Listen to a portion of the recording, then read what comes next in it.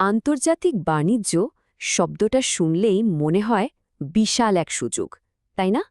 আজকের এই আলোচনাটা ঠিক এই নিয়েই।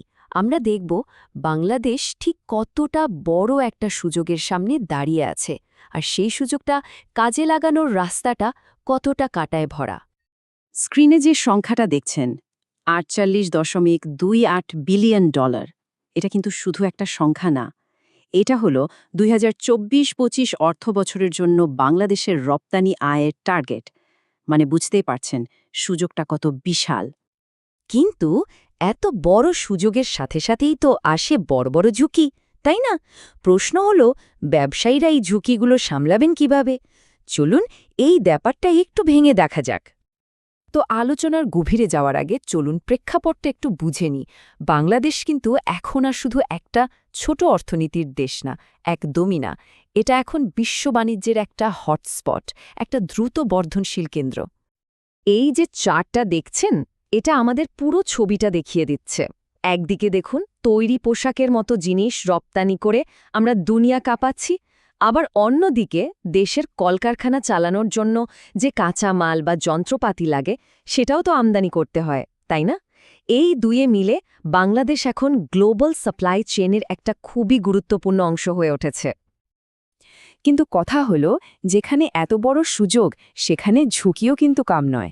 এবার চলুন সেই ঝুঁকির দিকটা দেখি। কারণ জানতে কি, আন্তর্জাতিক বাণিজ্যে একটা ছোট্ট ভুল মানেই কিন্তু অনেক বড় আর্থিক ধাক্কা। অনেকেই কি ভাবেন জানেন? ভাবেন যে এক্সপোর্ট ইম্পোর্ট মানে তো সহজ ব্যাপার, মাল পাঠাবো টাকা আসবে। কিন্তু বাস্তবতা উফ, একেবারেই অন্যরকম।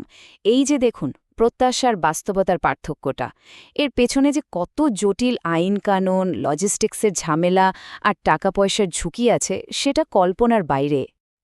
আর এই সব জটিলতার কারণেই কিন্তু ব্যবসায়ীরা প্রায়ই কিছু কমন ভুল করে ফেলেন। যেমন ধরুন, চুক্তিটা ঠিকমতো হলো না, কিংবা পণ্যের জন্য ভুল এইচএস কোড ব্যবহার করা হলো। এই এইচএস কোড হলো একটা গ্লোবাল সিস্টেম যেটা দিয়ে কাস্টমস পণ্য চেনে। তো এখানে ভুল করা মানেই বিপদ। এছাড়াও আছে শিপিংয়ের খরচ ঠিকভাবে হিসাব না করার মতো ভুল। এই প্রত্যেকটা ভুলই কিন্তু আপনার চালান আটকে দিতে পারে বা বড় ধরনের লস করিয়ে দিতে পারে।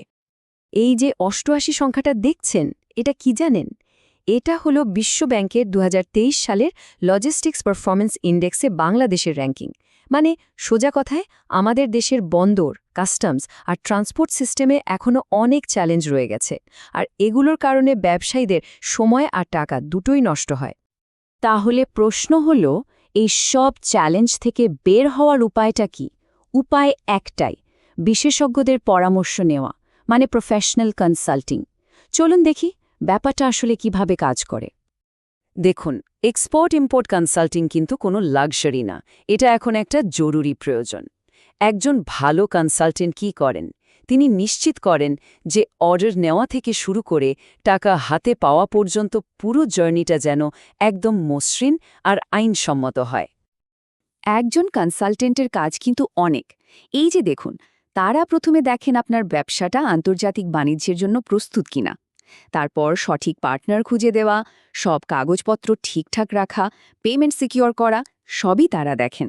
মনে আছে একটু আগে আমরা যে ভুলগুলোর কথা বলছিলাম, সেগুলোর প্রত্যেকটার সমাধান কিন্তু এখানেই। তো এতক্ষণ তো আমরা থিওরি নিয়ে কথা বললাম, এবার চলুন একটা বাস্তব উদাহরণ দেখি। বাংলাদেশে কারা এই ধরনের এক্সপার্ট সার্ভিস দিচ্ছে? এমনই একটা প্রতিষ্ঠানের নাম হল ট্রেড অ্যান্ড ইনভেস্টমেন্ট বাংলাদেশ, সংক্ষেপে TNIB। TNIB এর মূল কাজটাই হল বাংলাদেশের ছোট বড় ব্যবসাগুলোকে আন্তর্জাতিক বাজারে জায়গা করে নিতে সাহায্য করা। তারা শুধু অ্যাডভাইস দিয়েই থেমে থাকে না, বরং একটা স্ট্র্যাটেজিক পার্টনারের মতো কাজ করে। আর তারা এই কাজটা করে একটা কমপ্লিট প্যাকেজের মাধ্যমে। মানে শুধু ট্রেডের ব্যাপারগুলোই না, ব্যবসার জন্য দরকারি আইটি সার্ভিস, ডিজিটাল মার্কেটিং, এই সব কিছুই তারা দেখে। বলতে পারেন একটা ওয়ান স্টপ সলিউশন। যে কোনো কনসালটেন্সি ফার্মের আসল শক্তি কি জানেন? এর পেছনের মানুষটা, তার অভিজ্ঞতা। TNIBর ক্ষেত্রেও ব্যাপারটা ঠিক তাই। তাদের এই নির্ভরতার পেছনে একজন খুবই অভিজ্ঞ মানুষ আছে। এই টাইমলাইনটা দেখুন। এটা হলো মোহাম্মদ জয়নাল আবদিনের ক্যারিয়ারের একটা ঝলক। এসএমই ফাউন্ডেশন, তারপর ঢাকা চেম্বার অফ কমার্সের মতো বড় বড় প্রতিষ্ঠানের নেতৃত্ব দিয়েছেন তিনি। এত বছরের সেই বিশাল অভিজ্ঞতাটাই এখন তিনি টিএনআইবির মাধ্যমে দেশের ব্যবসায়ীদের দিচ্ছেন। তো কথা তো অনেক হলো, এবার চলুন দেখি তাদের কাজ নিয়ে ক্লায়েন্টরা কি বলে। আর কিছু রিয়েল ডেটাও দেখা যাক, কারণ দিন শেষে রেজাল্টটাই আসল, তাই না? এই যে দেখুন, এটা একজন ক্যানাডিয়ান ক্লায়েন্টের কথা। একজন বিদেশি বায়ার যখন প্রশংসা করে তখন বোঝা যায় যে তাদের কাজের মানটা আসলে আন্তর্জাতিক লেভেলের। এখানেও আরেকজন ক্লায়েন্ট বলছেন তাদের প্রফেশনালিজম আর ক্লিয়ার কমিউনিকেশনের কথা। আন্তর্জাতিক ব্যবসায় তো ভরসাটাই আসল, তাই না? এই ধরনের ফিডব্যাক আসলেই অনেক দামি। শুধু মুখের কথা না, এবার সংখ্যাগুলো দেখুন। 18 বছরের বেশি অভিজ্ঞতা, 150-র বেশি সফল প্রজেক্ট আর প্রায় 145 জন হ্যাপি ক্লায়েন্ট। এই সংখ্যাগুলোই কিন্তু সব বলে দেয়।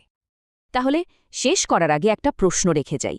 একটা ব্যবসা কি শুধু ভুল করতে করতে শেখার ওপর ভরসা করে চলবে, নাকি শুরু থেকেই একটা গোছানো স্ট্র্যাটেজি নিয়ে এগোবে? আন্তর্জাতিক বাণিজ্যের এই বিশাল আর জটিল সমুদ্রে একজন অভিজ্ঞ নাবিকের সাহায্য নেওয়াটাই কি বুদ্ধিমানের কাজ না? ভেবে দেখার বিষয়, তাই না?